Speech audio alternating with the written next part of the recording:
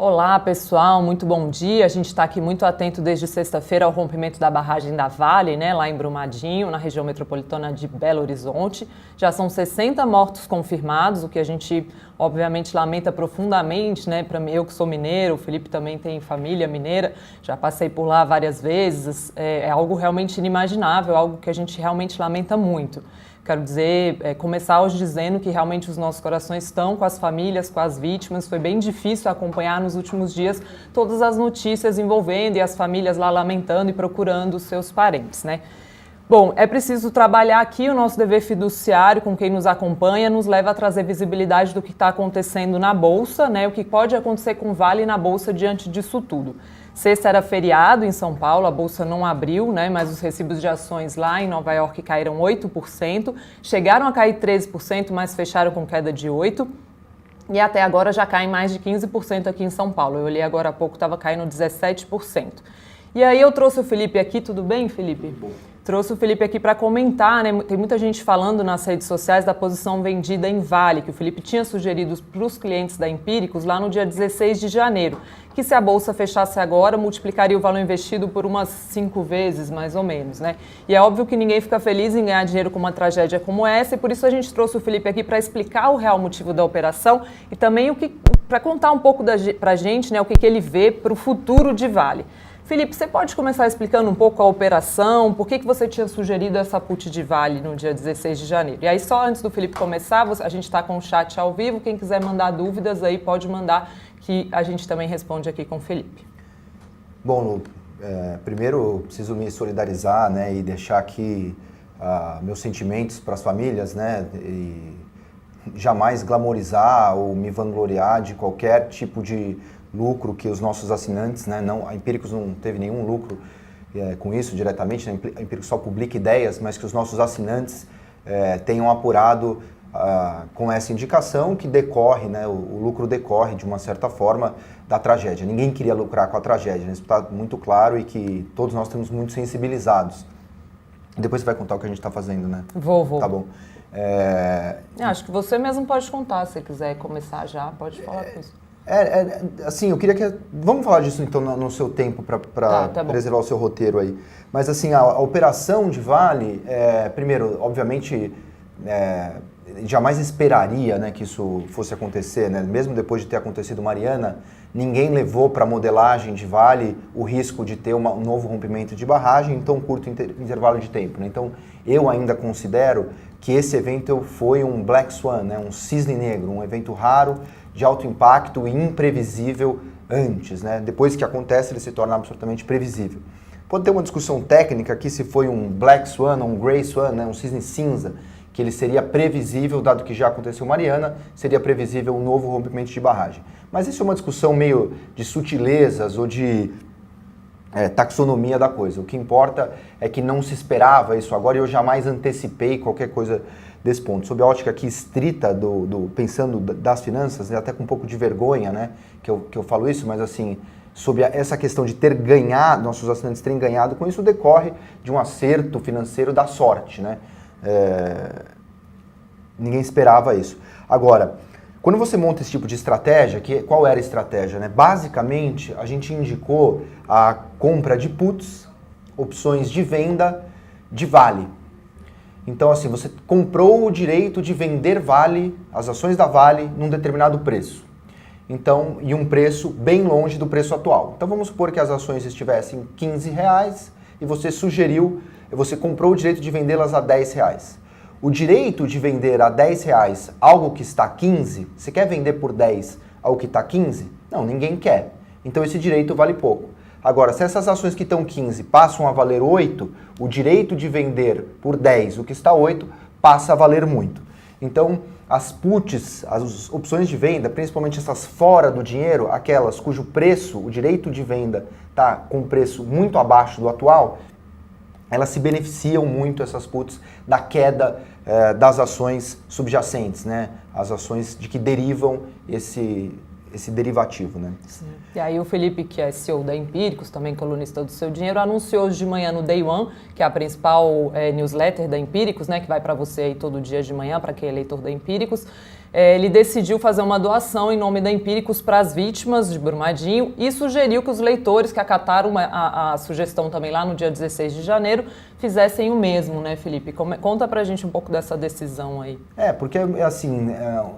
É claro que assim, a gente quer que os nossos assinantes ganhem dinheiro, né? A gente é uma empresa capitalista que valoriza o lucro dos nossos assinantes.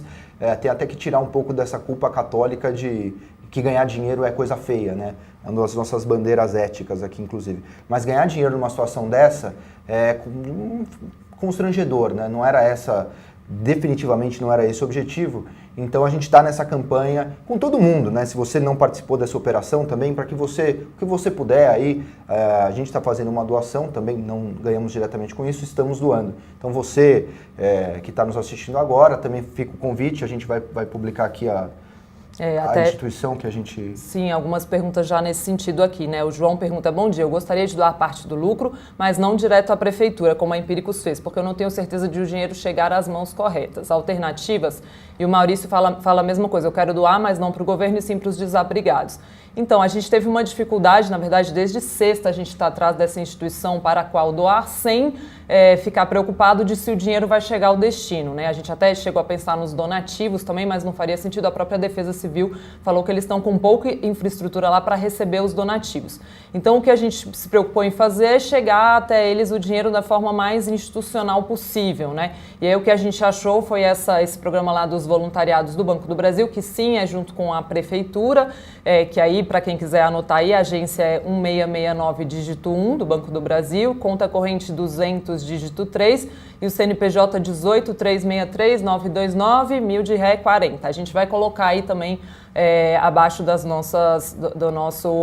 dessa conversa, né, para você anotar. Eu entendo, tá, quem está um pouco preocupado aí para quem doar, mas a gente tá fazendo a nossa parte, né? Vamos tentar fazer isso chegar de alguma forma mais oficial lá, né? Até houve alguns alertas aí do próprio Ministério Público de tomar cuidado para não doar para uma instituição que chegou a você e você não sabe o que é, né? Então aqui é algo oficial. Infelizmente a gente tem um limite aí de saber se vai chegar ou não, né? Mas, enfim, não dá para fazer o ótimo, o ideal, né? A gente está fazendo o que pode, né? O mundo nos dá restrições objetivas, né? A gente se parte do dinheiro chegar, melhor do que nenhuma chegar. Eu acho que seria legal explicar, desculpa. Imagina. Não, só explicar para as pessoas por que exatamente a Empíricos não ganhou com a operação, né? Claro, assim, a Empíricos, ela não monta nenhuma operação financeira, a gente não coloca nosso dinheiro em nada. Imagina, senão eu poderia comprar, a Empíricos ganhou um pouquinho de abrangência, né? Deu muita sorte nos últimos anos e ficou uma empresa razoavelmente com influência no mercado. Então eu compro uma ação, Felipe, na física, ou mesmo na tesouraria da Empíricos, e depois recomendo para os nossos clientes. Então a gente, até por uma questão ética, até regulatória também, não pode montar qualquer tipo de posição. Senão poderia ser interpretado que eu estou montando para ganhar dinheiro com isso.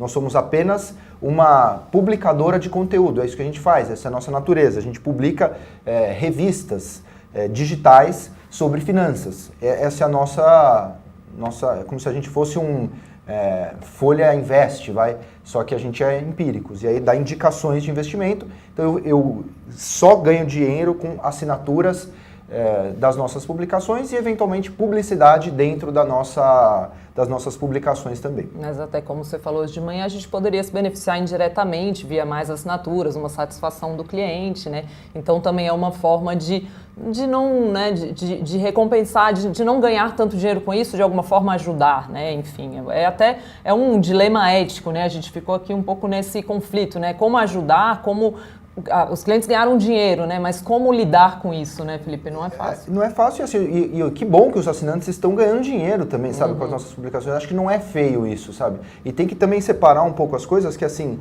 o fato dos assinantes estarem ganhando dinheiro, eles não estão tirando o dinheiro das vítimas nem nada disso, né? Assim, não importa, assim, não tem nenhuma relação direta com as vítimas ou com a Vale em si, né? Sim. Assim, dado que a gente publica ideias aqui, é melhor que os nossos assinantes estejam ganhando dinheiro. E é só para falar um pouquinho mais da estratégia, só porque por que foi feito com Vale, né?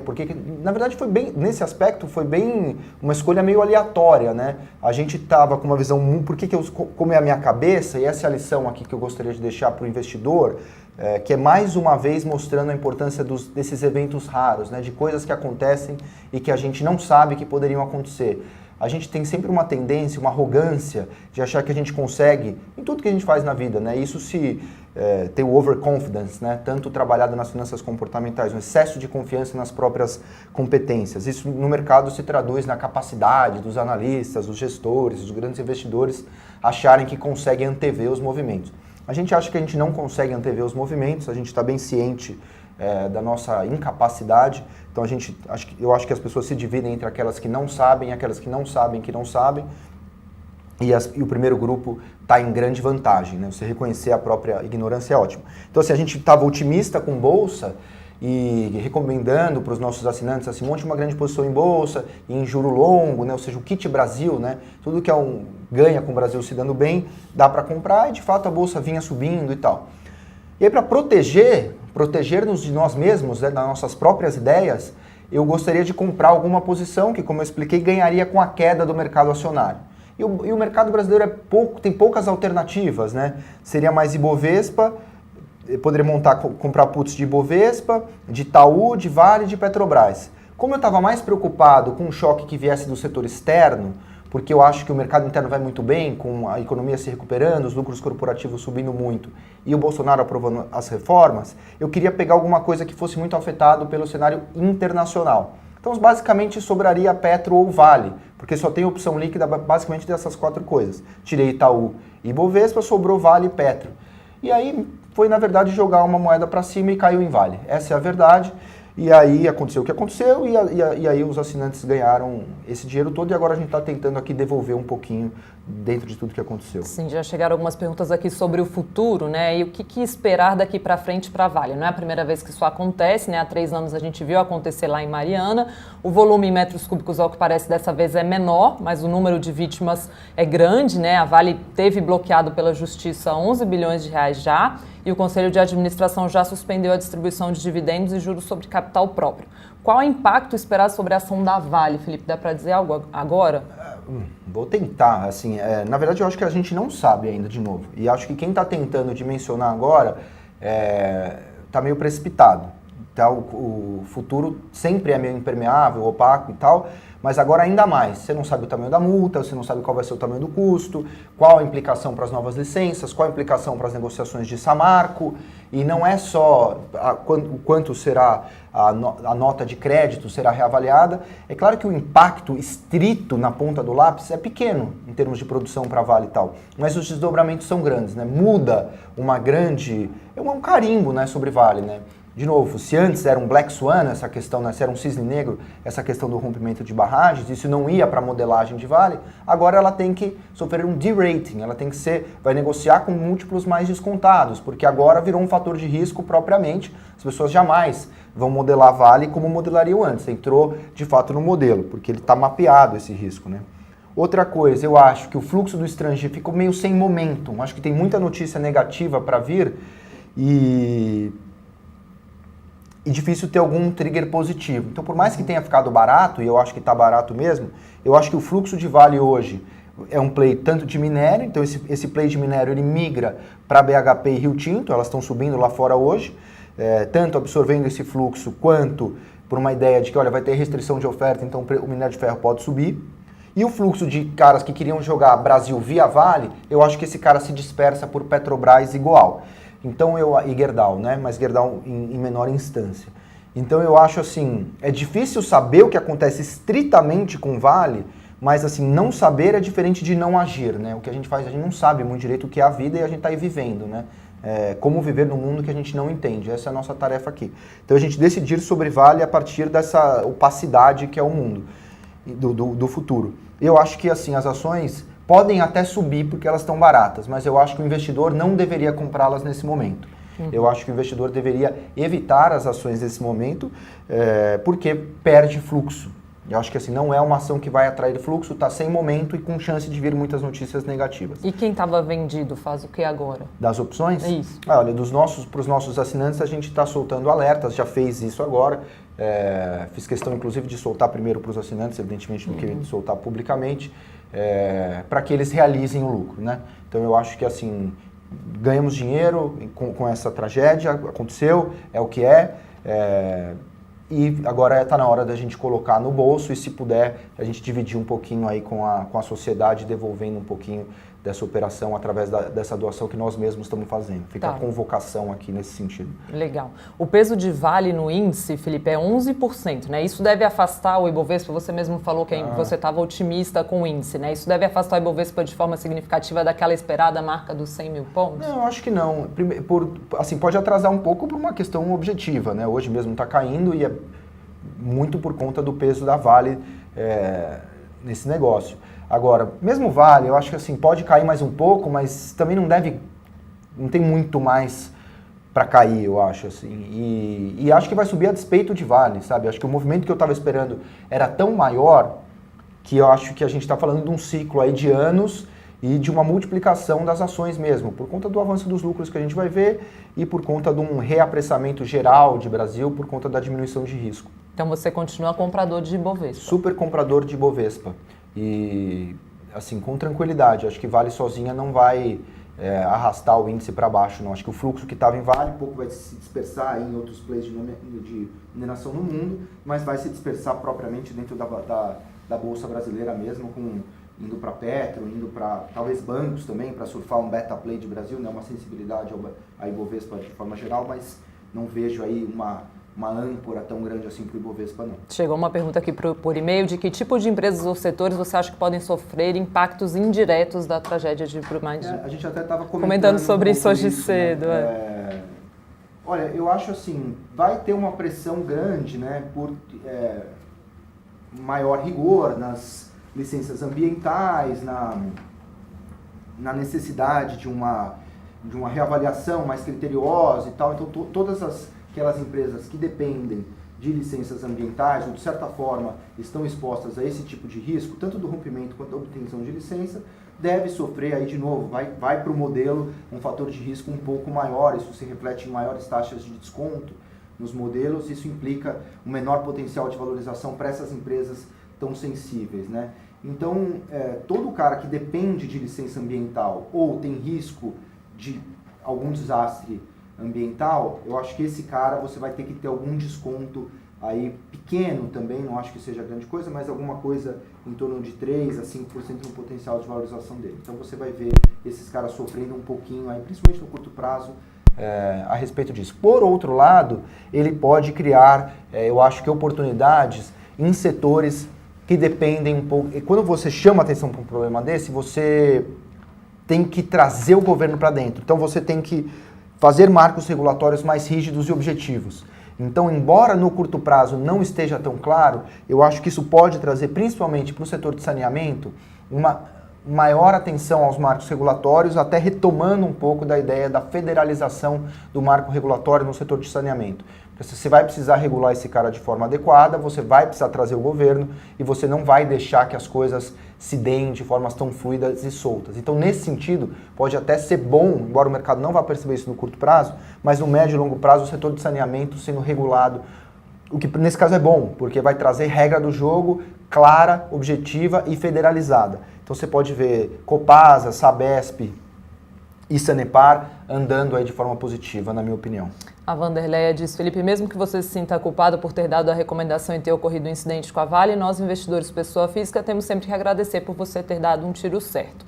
E o João complementa dizendo que a conexão dele ficou instável um pouco, ele não viu o final do comentário sobre a doação. Eu vou reforçar também para quem está começando a assistir a gente agora, que o caminho, a gente pesquisou muito o caminho melhor, mais oficial e que dê para doar o dinheiro para eles, né? Os donativos mesmo, eles não estão aceitando mais, então a gente resolveu fazer isso por dinheiro. E aí tem um programa de voluntariado do Banco do Brasil que está lá junto com a Prefeitura de Brumadinho, que sugere essa conta do Banco do Brasil, agência 1669, dígito 1, conta corrente 200, dígito 3, e o CNPJ 18363-929-000140, tá? A gente vai colocar aí mesmo nessa matéria mais embaixo, para você, nessa mesma tela, para você conseguir acompanhar.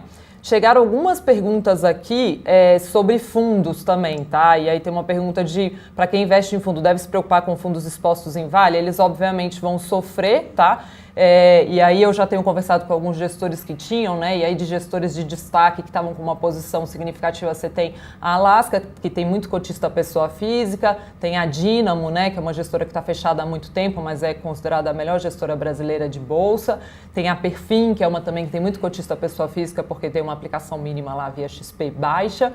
E aí, assim, quem tem posição ainda é muito cedo, a gente está até preparando uma reportagem aqui para o Seu Dinheiro para saber se eles vão comprar ou vender, né? A maioria está ainda pesquisando e tentando entender. Bom lembrar que na sexta-feira os primeiros dados eram de uma dimensão muito pequena de alcance lá da tragédia, né? E esses dados são complementados a cada momento. Hoje mesmo de manhã foram confirmadas mais mortes.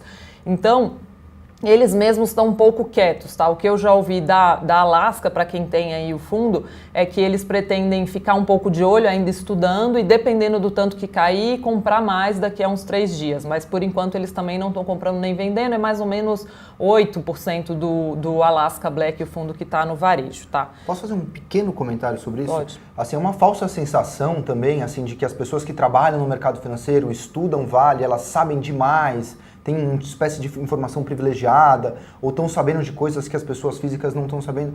No fundo, a gente, estou falando aqui porque também a gente está em contato com essa turma e está pesquisando que nem louco aqui, mas a gente sabe tanto quanto vocês, sabe? É realmente uma situação em que ninguém sabe nada, né? Essa é a verdade, assim, do tamanho da dimensão, até onde vai, a gravidade, a extensão. A gente está aqui meio restrito as mesmas informações que estão disponíveis para vocês. Então não tem muito milagre, sabe? A verdade é que os gestores, nesse momento, também não sabem. Tá. Tem uma pergunta aqui sobre a DR, né? Tem uma pessoa que fala, Felipe, o Tommy, comprar Vale agora é para esperar, mas long calls das ADR seria bem menos arriscado? Olha, eu dei minha opinião, assim, eu não sou comprador nesse momento, assim, acho que, como assim, eu gosto da filosofia, mas é mais do ponto de vista macroestratégico, de você comprar calls longas, né, naquela perspectiva de pouco a perder, muito a ganhar, mas assim, sinceramente acho bem improvável você se dar bem nesse call, ainda mais estando em dólar, porque eu estou pessimista com o dólar, então eu não montaria agora nesse momento, não. Tá. O João diz que no Alaska ele está posicionado e que está circulando na internet uma lista que fala que o Alaska tem 2,2% dos recursos em Vale. Vou te dizer para confiar mais no que eu acabei de falar, que está por volta de 8,9%, porque normalmente esses dados saem a partir das próprias CVM, né? Os gestores são obrigados a falar qual a participação que eles têm em cada ação. Só que isso tem uma defasagem de até 3 meses. Eles podem, por exemplo, em geral eles fazem isso, divulgar a carteira defasada em até 3 meses. Então você está olhando uma fotografia do passado. Esse dado que eu falei aqui eu peguei hoje e eles vieram aumentando posição, né? Então é bom você saber que na verdade é mais confiável, tá? O Leonardo pergunta se vale a pena comprar um pouco hoje de Vale, depois de um mês, um pouco mais para tentar fazer um preço médio. Putz, desculpa o palavreado, mas assim, na verdade, preço médio costuma se traduzir em preço médio, né? Então eu não faria isso. Tá. Essa é a minha opinião sobre Vale, assim, nesse momento tirou o fluxo da companhia, eu não sou comprador de Vale nesses níveis. O Fernando diz, e as empresas de seguro, Felipe, podem ser afetadas com o acidente da Vale em Brumadinho? Olha, a gente conversou com o IRB, né?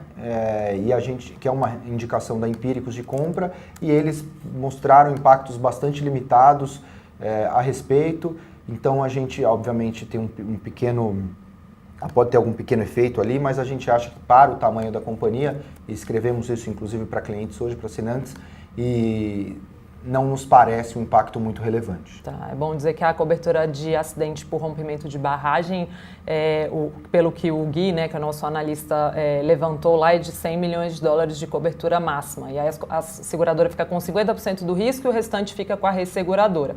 E aí o IRB tem 30% do resseguro, tá, que é por volta de $15 milhões. Então, seria a perda máxima para a IRB, seria 15 milhões menos os $10 milhões pagos, e aí fica 5 milhões por retrocessionários, né? Então, a barragem... E aí é bom dizer, né, que os dados até agora que a gente tem, os dados que ele tinha naquele momento eram os dados de sexta-feira, então por volta de 1 milhão de metros cúbicos. O Gui continua acompanhando, para quem está acompanhando pela Empíricos pode ver as atualizações desses números, tá?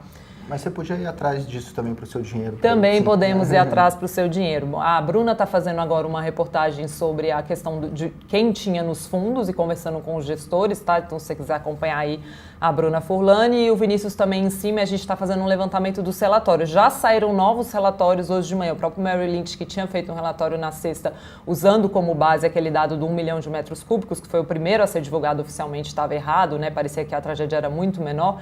Já divulgou um relatório hoje de manhã, então se você olhar aí os links relacionados, você vai ver também algo nessa linha, né? Eu acho que você quer adicionar alguma consideração sobre Vale, Felipe? Ou falamos tudo aqui hoje? Não, eu estou satisfeito. Bom, é isso. Continua acompanhando aí, então, pelo seu dinheiro, tá? O Leonardo, vou só fazer uma última pergunta que acabou de chegar. Ao invés de arriscar na Vale, seria o momento para reforçar em Bova 11, Felipe? Olha, se reforçar, me parece que você tem Bova 11, né? Talvez, inclusive por conta do peso de Vale no índice, mas eu já estava com essa ideia, comprar Small 11 como ETF, aí você sai um pouco dessa questão específica de Vale, que talvez fique segurando um pouco, uma marra ali, talvez de curto prazo sobre o Ibovespa, que não tem no Small 11, né? Nos fundos de Small Caps. E aí eu acho que como se você jogasse Bolsa Brasileira mais limpa nesse momento. Então, quer comprar um ETF, eu acho que você pode comprar Small 11. Ótimo. Bom, pessoal, obrigada, Felipe, pela sua participação aqui hoje no Seu Dinheiro.